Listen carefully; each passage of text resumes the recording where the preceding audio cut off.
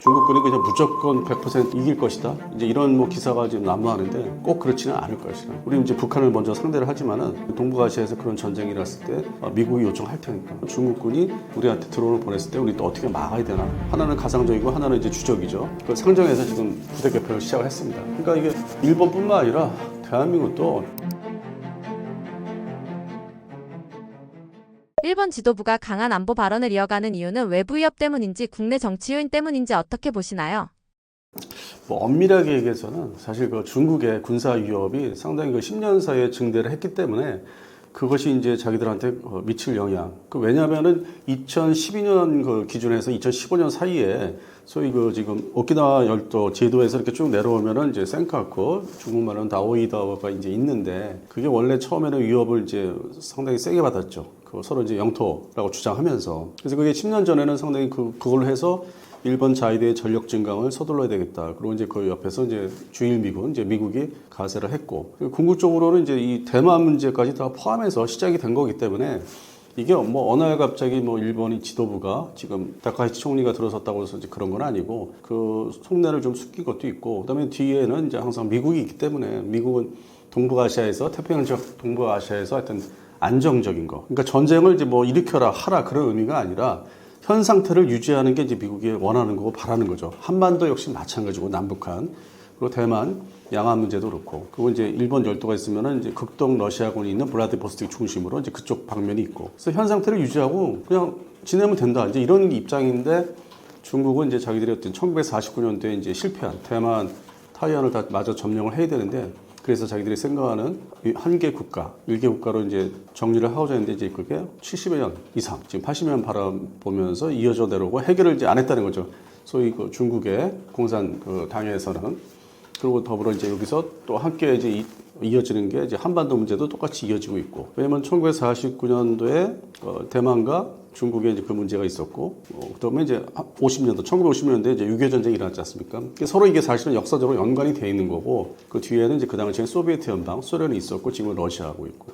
그래서 그러한 또 역사적인 근본적인 배경이 계속 반복이 되는 거고, 그 와중에 이제 저 동유럽에서 우크라이나 전쟁이 이제 일어난 거는 사실 예상 바뀌었죠. 그 부분은. 그래서 그건 또 별개로 이제 얘기를 해야 되고, 중동 문제도 사실은 이제 꾸준히 이어졌었고, 그 비슷한 시기에 1947년도 이후에 꾸준히 이제 이어졌기 때문에 이게 새로운 뭐 문제다 아니면 일본의 군국주의가 뭐 부활한다.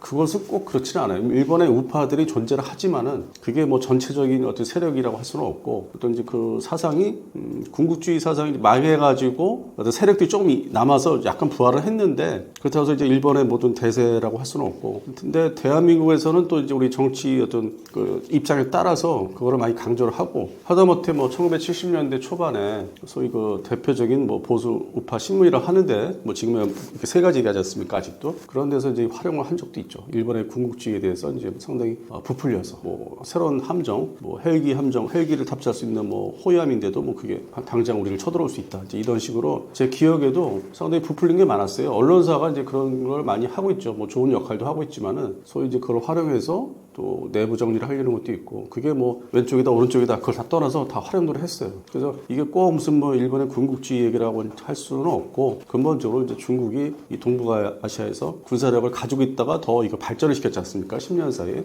그래서 그런 문제에 대응을 하기 위해서 지금 미국이 뒤에 있고 근데 또 뭐 일각에서는 얘기하기를 뭐 다카이치 총리가 혼자 저렇게 날뛰는 거다 하는데 항상 그 뒤에는 일본을 경제적인 측면이나 군사적인 측면에서 통제하는 나라는 미국입니다. 그걸 상당히 뭐 옛날에 2차 대전 그 전처럼 뭐 식민주의, 뭐 식민지 이런 거느리듯이 그런 방식이 아니라 상당히 표시 안 나게 간접적으로 이렇게 컨트롤하는 게 많기 때문에 지금 뭐 일본이 혼자 마음대로 지금 한다고 볼 수는 없습니다. 그 뒤에는 항상 미국이 있고. 그건 이제 미국은 이제 상황에 따라서 중국의 지금 경제 문제에 서로 1년 동안 유예하고 양보하듯이 그 틈을 이제 봐가지고 모른 척 하는 거죠. 일본에서 그렇게 이제 질른 얘기들을 모른 척 하고 발 빼는 척 하지만은 그리고 이제 뭐 마치 다카이 총리를 이제 고립시킨 듯이 뭐 우린 국내 언론은 그 얘기하는데 실제 그들은 서로 뒤에 다 연결돼 있고 그 높낮이를 조정하는 거고 완급 조정을 하는 거고 그래서 이거는 궁극적으로 중국의 어떤 군사력이 계속 대만을 뭐 오늘 당장 들어갈 듯이 그러한 위협을 계속 하느라는 저런 문제는 계속 이어질 거라고 보고 있습니다.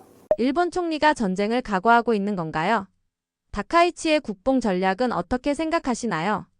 글쎄요, 뭐 전쟁을 각오한다 거기까지는 아닌 걸로 알고 있는데 이게 지금 일본의 어떤 군사적인 어떤 그 자기들의 발전시키는 거를 10년 동안 이렇게 지켜본 입장에서는 이게 뭐 어제 오늘 얘기가 아니라 단계적으로 발전시키고 있거든요. 그래서 뭐 전쟁 각오한다 만다 그것은 아니고 마치 이제 그 중국이 대만을 들어가기 위해서 주변에 있는 미군 기지, 그게 이제 일본 땅이면서도 이제 미군 기지가 들어가 있는 대표적으로 오키나와, 그다음에 이제 지금 큐슈 반도 쪽에 뭐 후쿠오카 주변에 있는 사세보 기지라든지 이제 그런 거를 때리고 시작하면은 이제 중국이 여러 가지 유리해요. 그러니까 장악하는데 대만을 들어가서 이제 뭐 소위 자기들이 요리하는 데는 쉬운데 짧은 시간 내에. 근데 그것을 동북아시아에 나와 있는 주일 미군 전력하고 일본 그 자위대 좀 이렇게 여러 가지 발전된 자위대 전력을 어느 정도 제거를 하지 않으면 승산이 없거든요. 뭐 지금 또 미국에서 국방 예산을 많이 타내기 위해서 자기 스스로 겁을 주는 이제 연구 보고서가 또 나와요. 지금 최근에 며칠 전에. 그것도 이제 뭐 돈 문제, 국방 예산을 더 달라고 하는 거고 새로운 신무기를 개발하자는 측면에서 이거는 냉전 시절 때부터 뭐 제가 봤던 거는 70년대부터 끊임없이 그렇게 이제 겁을 줘서 스스로의 겁을 줘서 그런 작용도 있고, 그래서 꼭 뭐 중국군이 그냥 한 방에 모든 거를 다 이룰 수 있는 건 아니고 이 주일 미국 전력부터 그다음에 주한 미국 전력도 어느 정도 주저앉혀놔야만 자기들이 좀 순조롭게 이 마치 방에다 가둬놓고 대만을 이제 타이완을 요리하려고 하는 그런 생각 때문에 이게 꼭 무슨 일본 총리가 꼭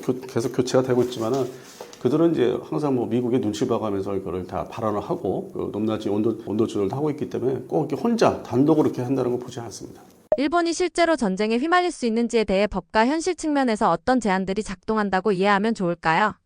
제 기억으로는 1995년 그다음에 이제 미국의 클린턴 이제 행정부 시절 때부터 그 법을 뭐 당장 뭐 전쟁에 같이 미군과 함께 투입이 될 수 있는 여러 가지 이제 조건들, 뭐 군수 지원부터 해가지고 한 30년 동안 그걸 계속 단계별로 발전했어요. 근데 이거를 우리 국내 언론에서는 어떤 그거를 면밀하게 단계별로 다 추적하고 조사해서 그걸 보도할 때마다 알려주면은 이게 충분히 이게 대비를 30년 동안 해왔다. 미국도 일본을 데리고 이제 그게 나타날 텐데 그건 어디까지나 뭐 일본의 어떤 언론사에서 발표하고 이제 그들도 호들갑 떠는 게 있으니까 그런 측면에서는 이게 뭐 당연히 이제 일본의 그 자위대는 창설 목적이 1954, 55년 그 사이에 뭐 육상, 뭐 해상, 항공자위대 만든 목적이 소위 공산권을 대비해서 그리고 일정 부분 역할을 맡기고 그리고 이제 상황에 따라서는 미군, 동북아 전력, 미군 전력이 이제 해상에서 그러니까 주일 미 해군이 작전할 때 옆에서 도와줄 수 있는 그런 전력으로 만들어 왔죠. 그래서 이게 서로 연동되어 있는 게 상당히 조직적이고 아주 내밀하게 되어 있기 때문에 뭐 일본 스스로 뭐 전쟁을 뭐 한다, 안 한다 이건 아니에요. 미국의 어떤 결정에 따라서 자동으로 개입을 할 수밖에 없다고 보고 있어요. 근데 여기서 학자들은 대학교 중심이나 연구원 중심 학자들은 많은 그 논문식으로 많은 조건들을 나열을 합니다.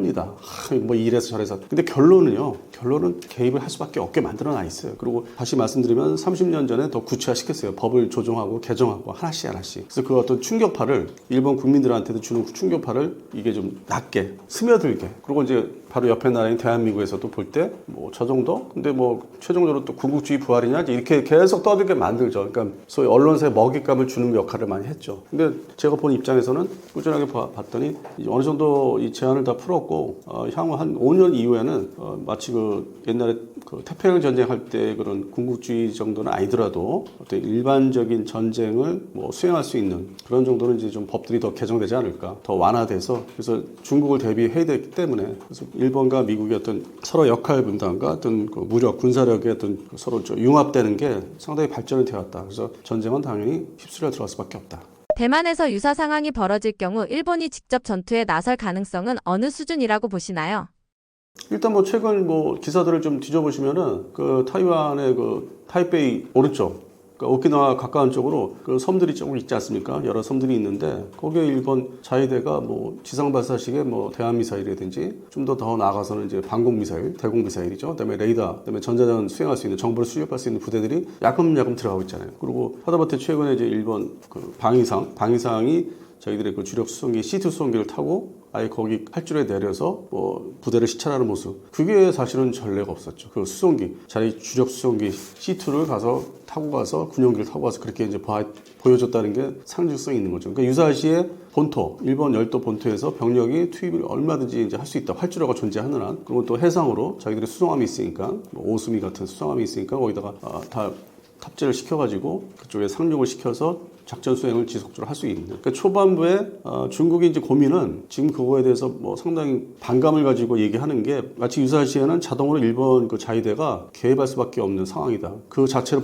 먼저 부숴야 되니까 그거를 다 제거하지 않는 상태에서 타이완 들어간다는 거는 상당히 그 이후의 작전에 힘들어집니다. 그 옆에 일본 전력이 이렇게 점점 배치가 늘어나고 있고 그리고 그 바로 뒤에 오키나와에는 이제 주일 미군 핵심 전력들이 다 배치가 돼 있고 그래서 이게 고민 상황이 말들은 중국 쪽에서의 어떤 언론이나 말들은 안 하는데 이미 10년 전 2013년에서 15년 기준의 어떤 일반 그 간행물에서 나온 게 작전 개념도가 다 공개된 게 있거든요. 일본에서 다 공개된 건데 단행물까지 나왔으니까 여러 가지 그걸 보면은 그 중국군이 대만을 들어가는데 그 선행 전제 조건은 그 전력을 무조건 선제 공격을 해서 없애야 된다는 거예요. 그게 전체 내용도 이제 책의 두께로 따지면은 책의 그 두께가 이만큼이라면은 거의 뭐 5분의 3, 5분의 4가 그걸 어떻게 부시고 미국은 어떻게 그걸 방어할지 그런 개념 그 작전 얘기가 다 있거든요. 수록이 돼 있거든요. 그래서 그런 측면에서 보면은 이거는 띄워놓고 얘기를 할 수 없고 마치 지금 다카이치 총리 혼자 뭐 이렇게 날뛰는 것처럼 이제 생각하고 고립됐다, 외롭다, 자충수 뒀다 하는데 그거는 어떤 단기적인 어떤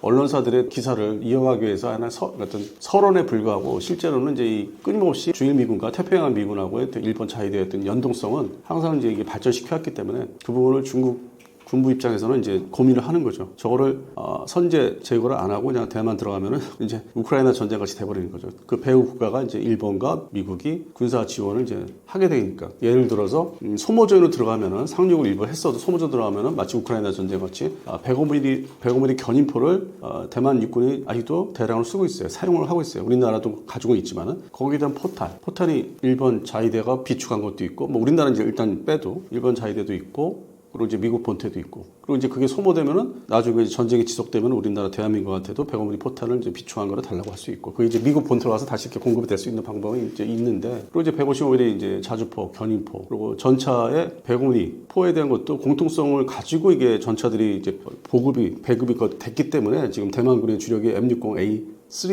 M1은 뭐 M1A2 전차는 뭐 한 줌이야 지금 그 얼마 안 되고 120mm 주포단 전차는 그래서 이제 이 105mm 라이플포 전차가 주력이기 때문에 그거에 대한 포탄 조달이 일본이 이제 어느 정도 일정 기간 좀 담당을 하고 있어요. 왜냐하면은 일본 육상자위대가 자기들의 어떤 구형 전차였던 74식을 3년 전에 퇴역을 시켰는데 거기에 관련된 포탄이 상당히 많이 남아 있다는 거죠. 전차 포탄이 그거는 영국계 L7A1 그 전차포하고 공통성을 가지고 만들어졌기 때문에 전차 자체가 주포가 그리고 대만군의 주력 M60A3도 그렇고 똑같은 포거든요. 그러니까 그런 포탄부터 공급을 할 것이라는 거예요. 그래서 이게 이제 여러 가지 고민사항이 되는 거죠. 이게 언론에서는 구체적으로 뭐 105mm 견인포가 뭐 몇 문이 있고 뭐 전차포 포탄이 어떻게 있다. 이건 뭐 아직까지 얘기 안 하잖아요. 근데 일본에서는 이제 일본 방위성에서는 다 그걸 염두에 두고 뭐 전차들을 뭐 일부 퇴역을 시킨다든지 하다못해 M120 203mm 자주포가 있는데 그것도 최근에 퇴역시켜서 그러면 거기 이제 자기들은 사용을 안 하지만 육상자위대는 사용 안 하지만은 그거에 대한 이제 분해를 합니다. 그럼 이제 부품이 생기겠죠. 그걸 정상적으로 이제 분해를 해서 보관을 한다면 퇴역을 시켰으니까 그럼 그거를 대만군에 지원할 수 있어요. 유사시 잘 보관해서 아주 뭐 온도 조건 다 맞춰서 녹슬지 않게. 그 해당되는 포탄도 마찬가지고 그거를 얘기는 안 하죠. 그러니까 유사시 대비하는 방법이 여러 가지니까 지금 우크라이나 전쟁, 러우 전쟁에서 그런 게 다 나왔으니까 어느 일정 부분의 구형 무기들이 가동만 되면 사용이 된다는 거죠. 그래서 그런 측면에서 이게 상당히 러우 전쟁이 좋은 사례가 됐죠. 그래서 그때 2022년부터 일본 자위대가 구형 무기를 이제 퇴역시킨다는 명분하에 다 이제 그걸 유사시 대비하는 거죠. 미국하고도 협의가 돼 있는 거고. 그래서 그런 거를 이제 보질 않으면은 그냥 뭐 중국군이 그냥 무조건 100% 아주 이길 것이다. 이제 이런 기사가 지금 난무하는데 꼭 그렇지는 않을 것이라. 이 서방 측도 이 동북아시아에 있는 서방 측도 어느 정도 직간접적으로 대비를 하고 있는 거죠. 거기에 우리가 대놓고 이제 하지를 않는 게 대한민국이죠. 우리는 어떤 여러 가지 무기 체계나 군수 지원 이런 거를 하나의 좀 이렇게 넓게 보관을 해야 되고 유지를 해야 되는 측면. 우리 이제 북한을 먼저 상대를 하지만은 또 동북아시아에서 그런 전쟁이 일어났을 때 미국이 요청할 테니까. 그래서 그런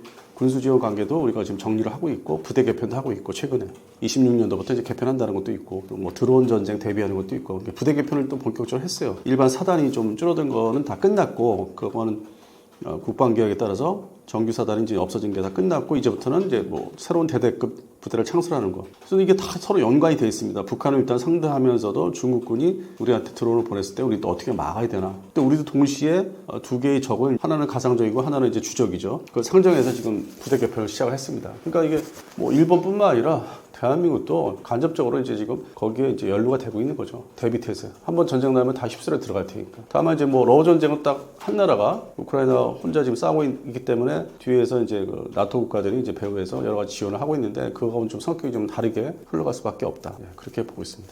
일본이 마게시마 섬을 군사 기지로 만드는 핵심 목적은 무엇이라고 보시나요?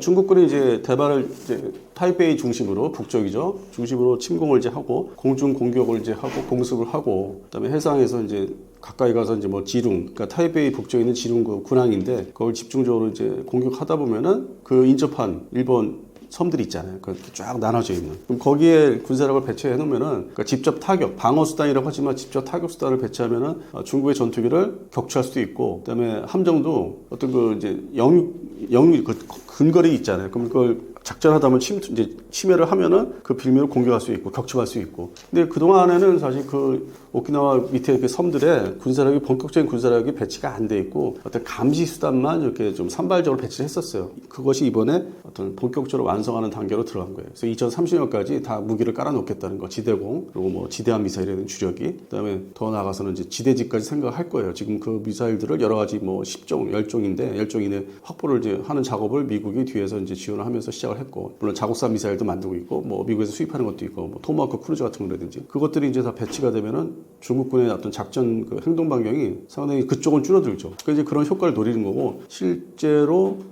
베트남 전 당시에 미군 전투기들이 뭐 미국의 공군, 해군, 해병대 전투기들이 작전을 하다가 공습하다가 그 하이난도 쪽에 그쪽은 뭐 침범을 한다든지 그래서 격추된 것도 있었고, 그러니까 역사적으로 다 사례가 있거든요. 그렇게 하다 보면은 이게 넘어갈 수밖에 없는 항공기들은 그런 면에서 그 견제를 일단 시작하면서 전쟁을 함부로 일으키지 못하게 너희들도 피해가 있을 수 있고 어떤 직간접적으로 일본 자위대도 개입이 될 수밖에 없다. 이제 그런 측면에서는 미국과 협의가 됐을 거고, 그 안보 협의의 어떤 실무자들 협의 그 회의에서, 그리고 미국도 그걸 이제 노리는 거고, 이게 하나의 견제 수단이 되고 전쟁을 아주 복잡하게 만드는 거죠. 그러니까 쉽게 생각해서 뭐 쳐들어간다 이제 이걸 못하게 만드는 건데, 다 그런 노림수가 여러 가지 얽히고 설켜서 그 주변 섬에다가 군사시설 확충을 이제 본격화하는 거고, 그 동안에는 사실 뭐 지금 현재 뭐 25년까지는 어떻게 잘 넘어온 거죠. 근데 이러한 어떤 견제 수단을 본격적으로 배치를 안 하면은 이게 뭐 군비 증강이다, 뭐 이게 군사력을 확충해서 뭐 군국주의로 간다. 그거는 이제 중국에서 얘기하는 거고. 그래서 그런 측면에서는 중국은 이제 머리가 복잡해지는 거죠. 그럼 계속 고민하다 보면 이제 시간이 흘러가지 않습니까? 그리고 중국군도 더 이제 현대화 될 거예요. 근데 그 돈줄을 이제 어떤 군사력의 군사비를 막기 위해서 지금 소위 관세 전쟁이라든지 그것도 이제 관련이 있고 서로 얽혀 있는 거죠. 경제 문제도.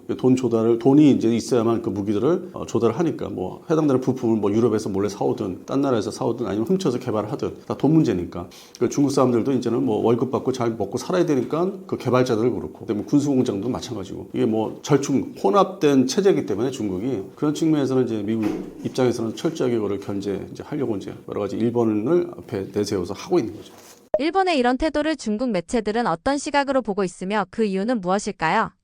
저희들의 국가 어떤 그 목표 타이완을 이제 접수를 해야만 자기들이 통일이 완성된다. 어떤 자기들의 전체 이제 홍콩도 이제 전에 그렇게 했지만은 대만을 정리해야만, 흡수를 해야만 이제 통일이 완성된다고 생각하고 있기 때문에 그 일본에 대해서는 이 개입하는 것에 대해서 상당히 어떤 본질적으로 어떤 상당히 신경질적으로 얘기할 수밖에 없죠. 그러니까 목표로 바뀐 게 없어요. 1949년도 이래로 중국이나 그다음에 이제 자위대가 탄생한 이후 55년도 그 이후로 서로 바뀐 게 없어요. 근데 중간에 그 역할을 냉전 시절 때 소련이 다 했었죠. 극동 러시아군이 지금의 러시아군이고 소련군이 다 했었고 거기에 집중했었고 미국하고 그 역사는 이제 그게 일단은 1단계로 소비에트 연방을 러시아로 붕괴시켜 놓고 좀 작게 축소를 해 놓고서 한 30년 동안 좀 평온하게 지나다가 서로 뭐 잘 판매하고 뭐 무역이죠. 그러다가 중국이 급성장을 하면서 이제 바뀌었죠. 그 역할 대체자가 이제 중국이 돼버렸고. 러시아는 이제 그 뒤에서 이제 자꾸 조장을 하고 있고 자기들의 동유럽에서 어떤 확장을 다시 거꾸로 확장해 나가야 되니까 그러면서 중국의 힘이 필요하고 한쪽에서 이제 힘을 이제 분산시키는 역할을 해주니까 교란을. 근데 그것이 만약에 정리가 되면은 다시 러시아하고 중국은 또 사이가 나빠질 거예요. 지금은 좋다고 하는데 북한도 마찬가지고. 그러니까 역사는 돌고 도는 거예요. 근본적으로 1950년 6.25 전쟁 이래로 그 변천사를 보면은 똑같아요. 근본적으로 그거를 딱 함축시켜 놓은 것 같아요. 지금 상황이. 근데 지금 세대에서 볼 때는 젊은 세대에서 볼 때는 이렇게 나이 먹은 세대에서 겪어온 거를 모르니까 실제 생활을 하면서 뭔가 뭐 멀티미디어 지금 멀티미디어 세상인데 미디어 통해서 접한 게 없죠. 근데 저희 때만 해도 신문과 TV 뉴스를 통해서 뭐 끊임없이 위험한 상황 바로 내일이라도 오늘이라도 전쟁이 날 것 같아. 그 당시에는 주로 소련이 그랬었죠. 소련의 위협이 엄청나게 이제 강하다, 세다. 이 동북아시아에서도. 그때 당시에는 중국이 이제 좀 군사력이 핵무기만 좀 가졌을 뿐이고, 그다음에 병력이 많았을 뿐이고, 현대화된 무기들이 이제 없을 경우, 그때 당시 기준이 뭐 70년대, 80년대, 그러다가 이제 90년대부터 이제 급발전했죠. 상당히 발전해서 역할이 바뀌었죠. 근데 근본적으로는 뭐 러시아, 중국, 북한의 뭐 근본적인 베이스가 지금 뭐 바뀐 게 보이세요. 그 오랜 70년이 흘러도. 그래서 우리한테 위협이 되고 있고, 일본도 그 위협을 느끼고 있고, 미국은 당연히 이제 그거를 좀 현 상태로 유지하고 싶고 이 긴장이 어느 정도 있어야만 자기들도 어떤 군사력 유지하는 어떤 이유가 되고 배경이 되고 소위 군산복합체가 이제 그걸로 인해서 유지가 되는 건데 요 선을 넘으면은 전쟁이기 때문에 그 선을 안 넘기 위해서 조정을 하고 있는 거고 그리고 뭐 중국을 이제 뭐 겁도 주고 아니면 경제 쪽으로 이렇게 위협도 가했다가 다시 풀었다가 협상도 하고 회의도 하고 회담도 하고 이 상태를 그냥 유지를 하길 원하죠. 미국 행정부는 앞으로도 그동안에 그렇게 해왔으니까 앞으로도 이렇게 살면 되지 않냐 서로 왜 이거를 꼭 들어가려고 하느냐 들어가면은 지금 러우 전쟁 답이 안 나오지 않냐 뭐 러시아가 이긴 것도 아니고 우크라이나가 이긴 것도 아니고 결국은 사람만 많이 수많은 사람들이 희생만 됐지 않냐 그다음에 여러 가지 시설들 뭐 어떤 인프라 다 박살나고 깨지고 그거밖에 없지 않냐 그래서 그게 어떻게 보면은 러우 전쟁이 저쪽 동유럽에서는 불행인데 동북아시아에서는 하나의 그거를 표본을 보여주니까 중국이 다시 한번 생각하게 만들었죠. 좀 더 심사숙고하게. 물론 대만, 타이완을 이제 포위하고 뭐 해상에서 그다음에 항공, 공중에서 포위하는 거를 수시로 이제 훈련을 하는데 그러다가 뭐 갑자기 훅 하고 들어갈 수 있다고 하는데 그런 위험은 남아 있는데 존재하고 있는데 그래도 이게 러우 전쟁 때문에 아니면 이제 이 중동 문제도 있고 하니까 좀 심사숙고를 좀 하고 있지 않나. 그래서 우리가 이제 대한민국에서는 또 이제 일부 이제 언론에서는 중국의 어떤 그 정치 지도부의 어떤 그 변화, 교체되는 걸 또 바라는 것도 있고. 근데 뭐 중국의 그 정치 지도부가 바뀐다고 해서 뭐 이게 다시 조용해질 것 같지는 않아요. 또 이게 계속 이어질 것 같아요. 이 상황이 지금 양안 사태는. 그래서 항상 불안한 상황이 지금 한반도에도 계속 이어지고 있는 거고. 그리고 이제 러우 전쟁에 이제 파병을 한 북한군이 그걸로 인해서 우리가 마치 베트남전 때 그랬던 것처럼 대남 어떤 공세적인 지금 군사 좀 위협을 좀 덜하고 있는 거고. 그래서 이게 다 뭉쳐가지고 현 상태 유지 쪽으로 좀 계속 가야 되지 않나. 그렇게 보고 있습니다.